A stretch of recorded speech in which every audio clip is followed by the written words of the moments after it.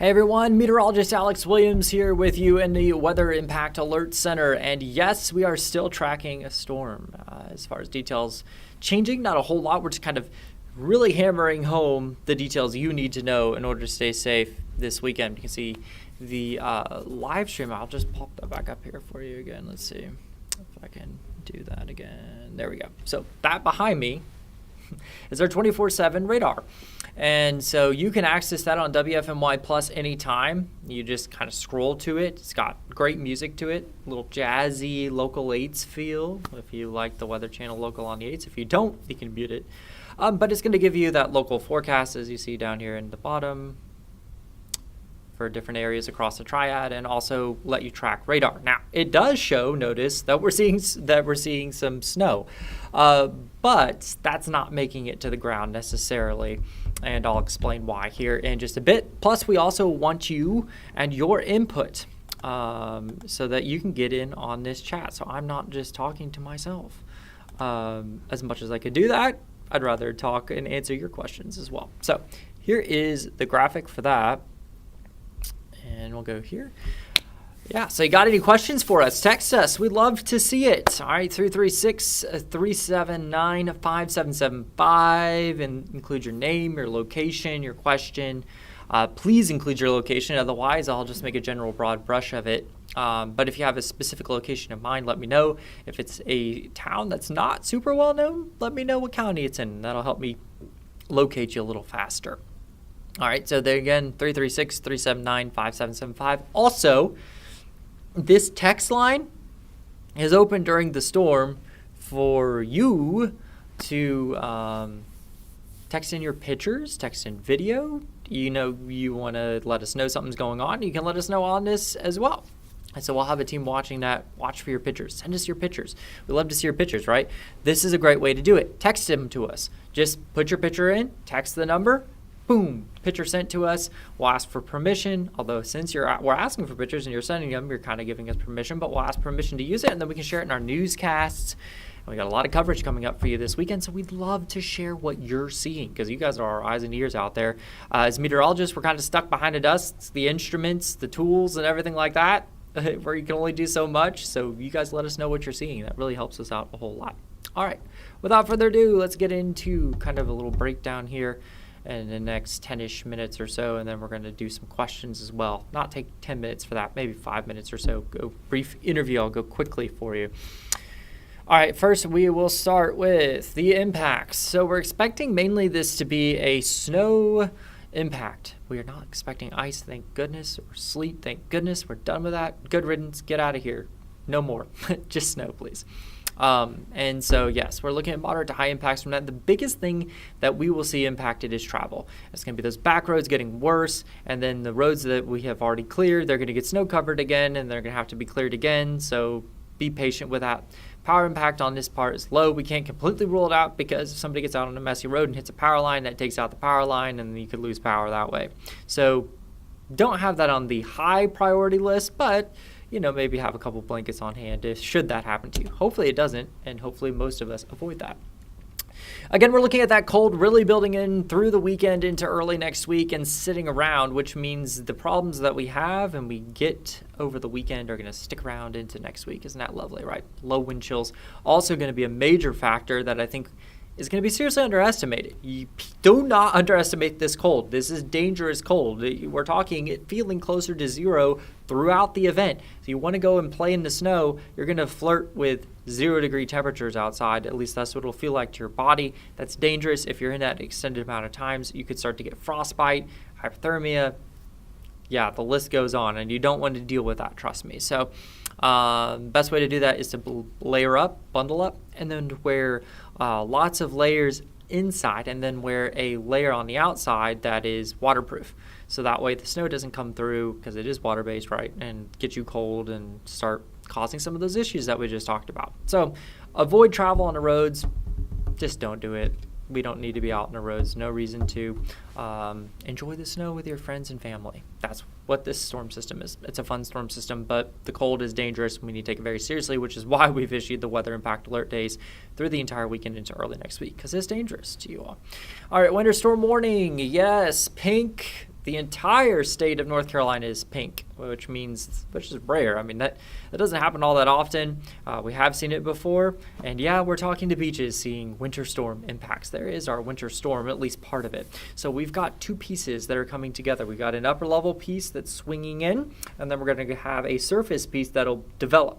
And both those together are going to produce snow over the next 24 hours, 36 hours to be safe. As far as impacts are concerned. So you see that snow band, that is from a boundary that's laying kind of west to east right now, and that's producing the snow across the Appalachians, back towards eastern Kentucky, even middle Tennessee, maybe seeing a little bit of some light snow. I don't know if that's necessarily coming to the ground. The other thing we're going to have to deal with is dry air. And you can see how it's pivoting. So that's the area of that trough that we've talked about, right? That cooler air swinging into place tonight, and that's going to make it feel really, really, really cold tomorrow.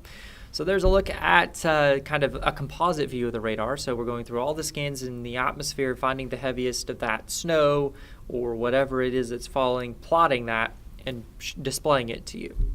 So a lot of times it's better for us to switch to a localized view, and that's what we're going to do here for you.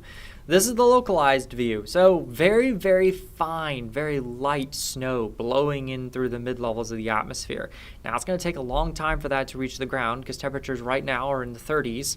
Guess what your actual dew point is? We'll get to that in just a moment, but I'll show you the dry air. We got to talk about the cold, though. It's so dangerous, and I don't want you to underestimate it. We got cold weather advisories in effect for the Triad tonight and areas east and to our west across the Appalachian Mountains on the western edge of them. We're talking wind chills falling to 0, near 0 to 9 above 0, and then tomorrow night, we're changing it over and we're talking extreme cold. This means wind chills below 0 to as much as 5 below 0 for the Triad. Very cold, dangerous cold. And we're talking into the mountains, extremely dangerous cold. We're talking wind chills below 10 below 0. So very, very serious. We got to take this serious. We got to bundle up. We got to prepare for it. There's your dry air. That's the 2 points right now. It is 9 and 10 degrees. That's how much moisture. Remember, this is a direct measurement of available moisture in the atmosphere. So when we're talking dry dew points in the single digits to lower like teens, and we're talking almost a 20-degree difference, if you want to think about it that way, between the temperature and dew point. That's a lot of space to make up. So we got to make that up. We got to get some moisture in here, and that's going to happen through a saturation process of wet bulbing, which that's going to take a little while. So needless to say, you see the flakes flying on radar. They are not reaching the ground. They are sublimating. I can almost 100% guarantee that they're doing that right now, going from the flake to gas and not reaching the ground. All right, so it feels like the 20s out there, lower 30s. That's not so bad, but it's going to be even worse. We're going to track this area of low pressure as it continues to develop off the Carolina coast. There's a couple of things I want to point out to you of note. Notice here, do you see how there's a big empty space? That's what we call a dry slot. So a lot of times with these areas of low pressure, they're like giant vacuum cleaners. They suck in all of the cold air above them to the north, right? The problem is what's cold is usually really dry.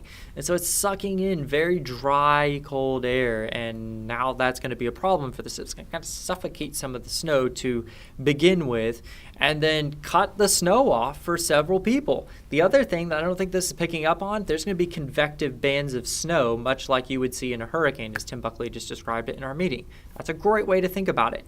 There's pinwheels, right? It looks like a pinwheel. We're going to probably see a very similar thing setting up across the Triad tomorrow. It'll be several little spokes, and you'll get these like snow squalls that come through and kind of blast you with a thing of snow. Then it maybe backs off to more light snow and then blasts you again with another snow squall. Visibility goes down like that. That's kind of, I think, what we're expecting as we go into the day tomorrow. Don't expect this to be a lofty snow just falling down the whole. No, we're not going to see that.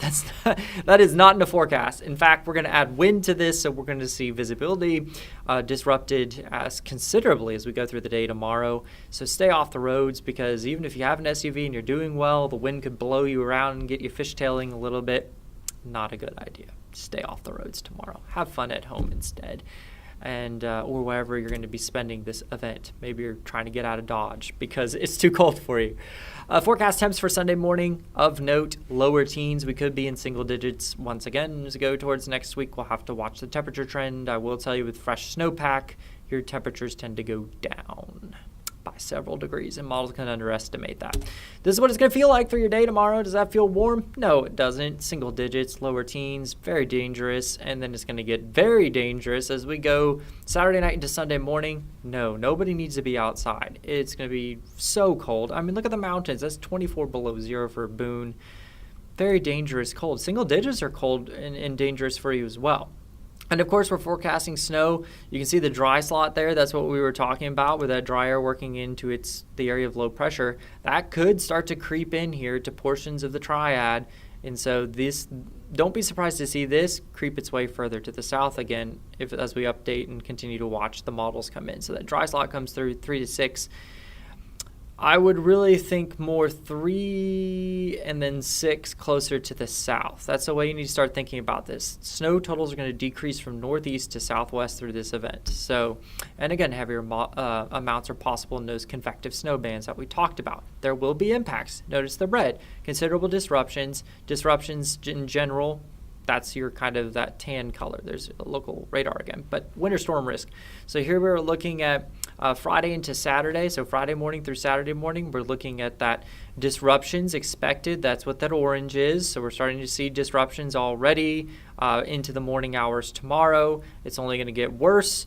Really, Friday or Saturday morning into Sunday morning is going to be terrible. Look at some of the 4s there on there. So that's that considerable disruptions. But notice what has shifted. Yeah, that used to be coating all across the triad. Now it's shifting further to the south and to east as we get closer because of the dry slot. So it won't be as significant, but there still will be disruptions to your daily life, unfortunately.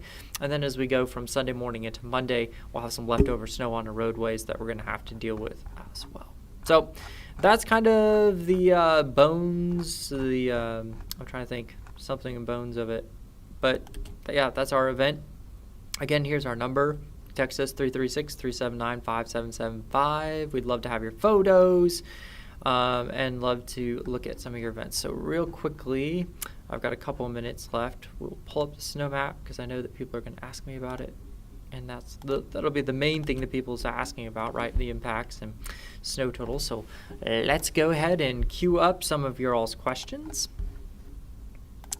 How much snow will be received in High Point? Yes. So High Point is further to the south. Tim and I were talking about it. It looks like the dry air could creep a little further to the south, and if that's the case, be south of I-40 if you want snow. So we might pull that blue shade a little bit further to the south, the lighter blue kind of, the lower snow amounts. We're just going to have to watch out and see because there's a lot of dry air. I showed you how dry the air is, right? We're talking single digits, double digits of the air. And so because of that, that's going to eat a lot of the snow totals to the beginning. And then we could see the not warm air, but the dry air work its way in at that dry slot in the middle of the system and kill off our snow. So that's going to keep us kind of on the lower side of things. I will say High Point probably has a better chance of seeing that 3 to 6, or at least maybe a little bit more than 3 or closer to 3, maybe a little over 3 than, say, Greensboro, just because you're a little further south. Now, there's not much difference in separation, but with these convective bands, you could get a burst of snow and be, a little bit more than your neighbor. That's going to happen, all right, people? So already, don't at us when you get higher snowfall totals than your neighbor or that we called for lower snow totals. It's going to depend on where's the dry slot work its way in, where do we see those convective bands start to set up, because that's going to drive who sees what. Yes, what time is the snow